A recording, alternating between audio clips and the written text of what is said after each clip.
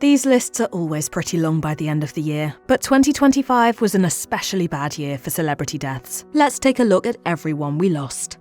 Famously known as the child star of Harriet the Spy, Michelle Trachtenberg would go on to star in hit shows like Gossip Girl and Buffy the Vampire Slayer. What am I? Am I real?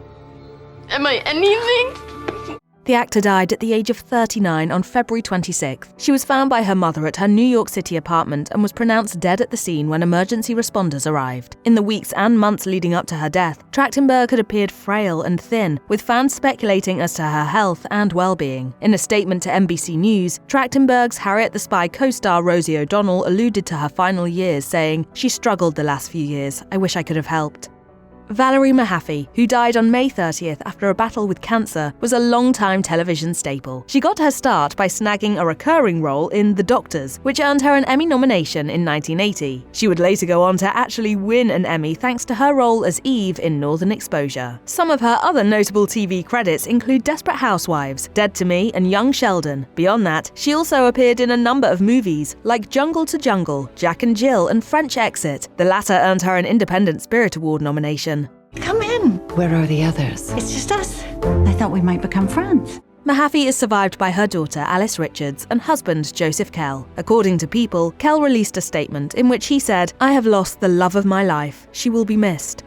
David Lynch, one of the most influential directors of all time, died on January 15th from complications of emphysema. He was 78 years old. His passing occurred in the midst of the Southern Californian wildfires that ravaged numerous regions in and around Los Angeles. Some of his best-known movies are Eraserhead, Blue Velvet, Lost Highway, and Mulholland Drive, the latter of which earned him an Oscar nomination for Best Director. He also created the classic television series Twin Peaks, and starred in it as well. Cooper?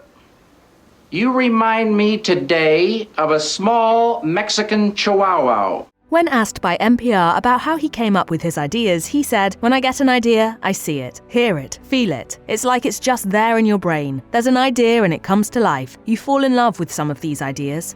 It's hard to imagine that someone like Gene Hackman, one of the most beloved Hollywood stars of all time, was underestimated at the onset of his career. But it's true. After serving in the military and working various odd jobs, he began acting in 1956 at the Pasadena Playhouse. There, alongside fellow burgeoning star Dustin Hoffman, he would be voted as least likely to succeed. But he proved his doubters wrong and went on to appear in almost 80 films, including The Conversation, Superman, and The Royal Tenenbaums.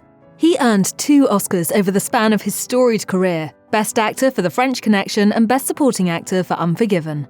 Well, Mr. William Hendershot, what if I was to say you was a no-good son of a bitch and a liar? Hackman was found dead along with his wife of 34 years, Betsy Arakawa, on February 26th, a little more than 2 decades after he retired from acting. Hackman was 95 years old and Arakawa was 65. Their bodies were found along with the body of their deceased dog at their home in Santa Fe, New Mexico. He is survived by his 3 children that he had with his previous wife, Faye Maltese, whom Hackman was with for 30 years prior to his marriage to Arakawa. Legendary boxer George Foreman was the perfect example of someone who completely turned their life around and rose above their circumstances. A high school dropout, he made money through street robberies before finding purpose in the boxing ring. He would go on to compete in the Olympics and bring home a gold medal in 1968. He also won the world heavyweight title twice over the span of his career, the second time at the age of 45, cementing himself in history as the oldest person to ever claim the title. He died on March 21st. He was 76 years old. His family shared news about his death on Instagram, writing, "A devout preacher, a devoted husband, a loving father, and a proud grand and great-grandfather. He lived a life marked by unwavering faith, humility, and purpose." American singer and pianist Roberta Flack will forever be remembered for making history at the Grammys in the 70s, when she became the first artist to win Record of the Year 2 years in a row for her song The First Time Ever I Saw Your Face and Killing Me Softly with his song. According to The Guardian, Flack once said in an interview that the secret to her success was putting everything she had into her performances. She explained, "What I consider myself is a soulful singer, in that I try to sing with all the feelings that I have in my body and my mind. A person with true soul is one who can take anybody's song and transcend all the flaws, the technique, and just make you listen. Flack had amyotrophic lateral sclerosis, a disease that causes severe muscle weakness that eventually affects a person's ability to perform simple tasks like speaking, moving independently, and breathing. The disease eventually left her unable to sing, but this didn't stop her from pouring her creativity into other projects, like her 2023 autobiographical children's book, The Green Piano: How Little Me Found Music. She died on February 24th at the age of 88.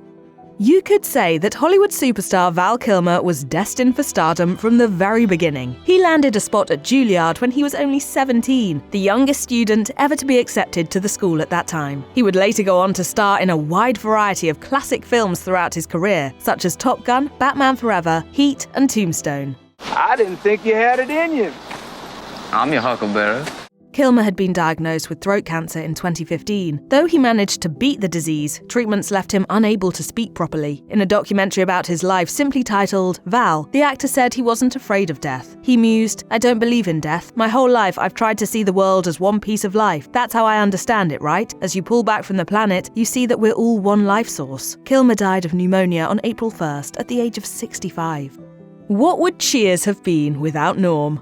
I haven't had time to stop in here and visit with my best friend. I missed you too, you big lug. And actually, Cliffy, I meant Mr. Beer. George Wendt, the actor who portrayed the scruffy, charming regular, earned himself several Emmy nominations throughout his tenure on the show. Sadly though, he ultimately lost out every time. He died of natural causes at age 76 on May 20th. He is survived by his wife, Bernadette Burkett, and their children, Hillary, Joe, and Daniel, as well as his famous nephew, Jason Sudeikis. According to The Hollywood Reporter, the Wendt family issued a statement saying, "George was a doting family man, a well-loved friend and confidant to all of those lucky enough to have known him. He will be missed forever."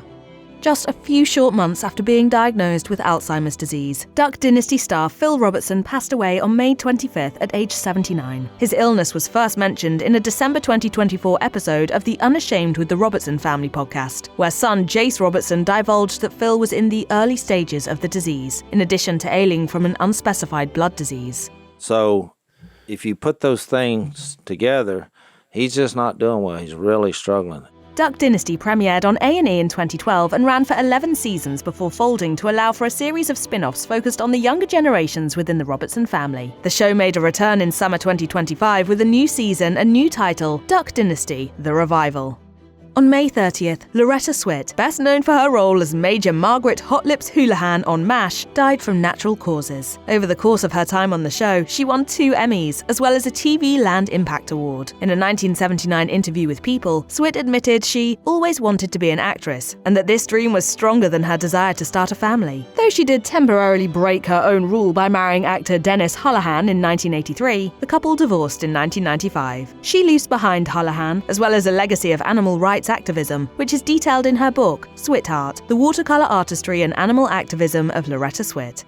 On June 9th, Sly Stone passed away at the age of 82 after battling COPD and other health issues for many years. A musician essentially all his life, he signed his first record deal as a member of his family gospel group, the Stewart Four, at the age of just 5. As a grade schooler, the funk icon could already play the piano, guitar, bass, and drums. After dabbling in the music industry for several years, Stone founded his band, Sly and the Family Stone, in 1966. The iconic group played gospel music in their early days before coming into their own unique style of music and redefining pop culture as we know it. The band eventually split up, leaving Sly to forge a solo career that wasn't too well received. In a 2023 interview with The Guardian, he admitted that smoking had taken a toll on his lungs, leading to issues with his breathing, speech, and hearing. Despite everything, Stone insisted, "I never lived a life I didn't want to live." On June 11th, Brian Wilson's family took to Instagram to share the news of the Beach Boys co-founder's passing at the age of 82. In the year leading up to his death, Wilson was put under a conservatorship due to his dementia diagnosis. One of the greatest songwriters of all time, Wilson already knew the legacy he wanted to leave behind when he was only 17 years old. In an essay entitled My Philosophy, the iconic singer-songwriter wrote, "I don't want to settle with a mediocre life, but make a name for myself in my life's work, which I hope to be music." His climb to the top began 2 years later in 1961, when the Beach Boys released Surfin' and landed a recording deal the following year. The band would go on to become one of the most successful acts in music history. Throughout his celebrated and long-standing career, Wilson contributed his talents to over 40 albums. Celebrity chef Anne Burrell died of an overdose on June 17th, which shocked her many fans around the world. Burrell was passionate about food from a very young age, thanks to watching Julia Child on TV and taking a strong interest in her mother's home-cooked meals. However, during a 2022 appearance on Seinfeld, This Podcast Is Making Me Thirsty, she confessed that she didn't realize she wanted to pursue cooking as a career until she actually started working as a server in college. She recalled, "A week into it, I was like, oh my God, this is where I belong. Like restaurants, it's like the land of the misfit toys." Though she graduated from college, she eventually went to culinary school. After graduating, she earned culinary experience and got her first solo Food Network show in 2008, Secrets of a Restaurant Chef, followed by The Worst Cooks in America. On July 3rd, 67-year-old actor Michael Madsen was found dead in his apartment after an apparent cardiac arrest. Although Madsen had earned a whopping 346 acting credits in his long-standing career, he was perhaps best known for the work he did with Quentin Tarantino. He starred in Reservoir Dogs, the Kill Bill movies, The Hateful Eight, and Once Upon a Time in Hollywood. Well, I'll be sure and introduce you when he gets here. In a statement, the legendary actor's team revealed that he had appeared in several independent films in the years leading up to his death, alongside authoring a book entitled Tears for My Father: Outlaw Thoughts and Poems.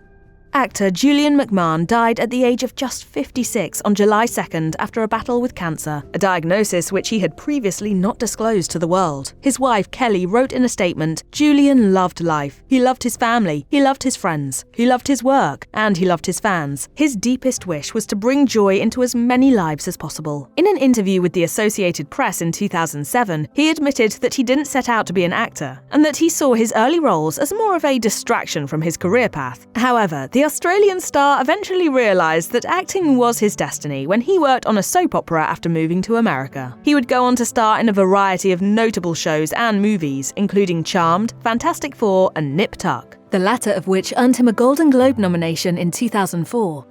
Everything disappears. Love, trees, rocks, steel, plastic, human beings. Malcolm-Jamal Warner, best known for his role of Theo Huxtable on The Cosby Show, died at the age of just 54 on July 20th after a strong current pulled him in when he was swimming at the Playa Grande beach in Costa Rica. During a 2023 appearance on Live with Kelly and Mark, Warner recalled that the casting call for Theo Huxtable's role was for a 6'2" teenager, and he didn't fit the bill. However, the actor's agent submitted him for the audition last minute, and he was the last person they saw. It obviously worked out. He went on to earn an Emmy nomination for Outstanding Supporting Actor in a Comedy Series in 1986. Beyond his acting work, his critically acclaimed cover of Stevie Wonder's Jesus Children earned him a Grammy Award for Best Traditional R&B Performance in 2015. His second Grammy nomination for Best Spoken Poetry Album for Hiding in Plain View followed in 2023. Ozzy Osbourne died at the age of 76 on July 22nd. The heavy metal icon had developed a dark reputation throughout his long-standing career. In a 2010 interview with the San Diego Tribune, Ozzy acknowledged that he would likely forever be known as the man who bit the head off a dead bat live on stage. However, he would much prefer being remembered as, quote, a guy who gave people a lot of smiles. In a 2018 interview with The Guardian, the singer shared another of his life's goals. He said, "I'd like to be remembered for the work I did with Black Sabbath. I'm so proud of the music, but to be honest, just being remembered would be an achievement to me." Fans and fellow celebs alike reminisced about his effect on heavy metal after his death. In fact, Metallica's Lars Ulrich, the Smashing Pumpkins' Billy Corgan, and several other prominent musicians proudly told the New York Times that Ozzy's music had been a cornerstone in their own journeys. While there's no denying that the Prince of Darkness was a polarizing figure, he left behind the legacy he wanted in many ways. Wrestling superstar Hulk Hogan died at the age of 71 on July 24th after suffering a cardiac arrest. During the first 2 decades or so of his wrestling career, Hulk drew in mainstream audiences with his heroic persona, which was adored by children and adults alike. However, in 1996, the once-beloved wrestler entered the ring and announced that he was done being the good guy because he felt the public would hate him no matter what he did. And eventually, he started adopting that belief in real life as well, as evidenced by a leaked 2015 audio recording in which he went on an offensive rant and used numerous racial slurs. And in 2024, the former reality TV star delivered a speech at the Republican National Convention where he announced his support for Donald Trump and infamously tore his shirt off. Enough was enough! And I said, let Trumpomania run wild, brother! By January 2025, his popularity had taken such a grave hit that he was booed by a stadium full of fans during Monday Night Raw, which would be his last appearance in WWE. However, Trump loved him all the same until his death, and even penned him a Truth Social tribute. Brandon Blackstock, Kelly Clarkson's ex-husband and manager, died at the age of 48 after being diagnosed with cancer over 3 years prior. Although the exes were embroiled in a bitter legal divorce battle, Clarkson's last post featuring her ex still served as a tragic reminder of his place in her and her kids' lives. While Kelly and their children privately navigated their grief, Brandon's stepbrother and Reba McEntire's son, Shelby Blackstock, wrote him a heartbreaking tribute, sharing, "He taught me so much, leaving behind countless cherished memories that I will hold on to forever. For every treasured moment we shared, there are so many more we'll never get to make together, but I know you'll still be there." Actor Terence Stamp died on August 17th at the age of 87. Stamp was one of those actors that pretty much everyone, even those who don't watch a lot of movies, instantly recognizes when he pops up on screen. Some of his many notable credits include Superman 2, Wall Street, and Star Wars Episode 1: The Phantom Menace. Will you defer your motion to allow a commission to explore the validity of your accusations? While reflecting on his career in a chat with The Hollywood Reporter, Stamp stated, "The camera could always find the best of Terence. All Terence had to do was give the best of himself, to his scene at the time, so I've always done that." On September 16th, the film industry lost one of its most powerful voices when Robert Redford died at the age of 89. He starred in and/or directed countless classic films throughout his legendary career, including Butch Cassidy and the Sundance Kid, All the President's Men, A River Runs Through It, and The Horse Whisperer. He also founded the Sundance Institute in 1981, which became famous for the prestigious Sundance Film Festival. Beyond his career in Hollywood, he was known for being dedicated to political activism and environmental conservation. He is survived by his wife, Sybil Shaggers Redford, whom he married in 2009, as well as his daughters, Shauna, Amy, and his 7 grandchildren. Beloved actor Diane Keaton passed away at the age of 79 on October 11th. From the onset of her career, she proved again and again that she contained multitudes. After gripping audiences with her emotionally driven performance in The Godfather in 1972, she made them laugh and swoon over her work in comedies like Love and Death and Annie Hall, the latter earning her the Best Actress Oscar in 1978. Oh well, la-di-da, la-di-da, la-la, yeah. In the decades that followed, she continued to diversify her roles, starring in family dramas like Marvin's Room one moment, and then helming romantic comedies like The First Wives Club the next. This trend continued all the way up until her death. Keaton's ability to succeed while going against the grain wasn't limited to the screen though. She was also widely hailed as a style icon because she traded in-form-fitting outfits for flowy suits and skirts. Not only that, she never married and welcomed 2 children through adoption after turning 50. Cary Hiroyuki-Tagawa, best known for his role as the evil sorcerer Shang Tsung in the Mortal Kombat franchise, died on December 4th from complications following a stroke. He was 75 years old. Though he found continuous success throughout his career, his early life was anything but easy. According to Deadline, he divulged in a 2010 interview, "I was born in Tokyo and began training in kendo when I was in junior high school. Then when I was 5, we moved to Fort Bragg, North Carolina, and that's when I got my first real lesson in how to use the martial arts. Being Japanese and living in the South during the 50s was pretty tough." His breakout role was Chang in the Oscar-winning 1987 film The Last Emperor, and after establishing his niche in the Mortal Kombat franchise, he starred in a variety of other films and TV shows throughout his career, including Star Trek: The Next Generation, Bridge of Dragons, Sabrina, and The Man in the High Castle. On December 14th, police were called to beloved director Rob Reiner's home in Brentwood, where they found him and his wife Michelle Singer Reiner dead in an apparent homicide. Rob was 78. As of this video, not much else is known besides the fact that a family member is being interviewed in connection with their deaths. Reiner's career in Hollywood goes back 5 decades. After appearing in numerous TV shows in the late 60s, he portrayed Meathead in All in the Family from 1971 to 1979. He would go on to appear in a wide range of shows and movies over the course of his career. As a director, he helmed many classic films, such as This Is Spinal Tap, Stand By Me, The Princess Bride, When Harry Met Sally, and A Few Good Men, the latter of which earned numerous Oscar nominations, including Best Picture. His most recent film was Spinal Tap 2: The End Continues, a sequel to his 1984 feature directorial debut. Beyond that, he was a longtime political activist. His best-known achievement in this realm was co-founding the American Foundation for Equal Rights, which was integral in the overturning of Proposition 8, a California state constitutional amendment that banned gay marriage. Other notable stars who sadly died this past year include Lonnie Anderson, Danielle Spencer, Tristan Rogers, Leslie Charlson, Sam Rivers, Ace Frehley, D'Angelo, Mark Dobies, Jay North, Ruth Buzzy, Ananda Lewis, Connie Francis, Eileen Fulton, and Peter Green.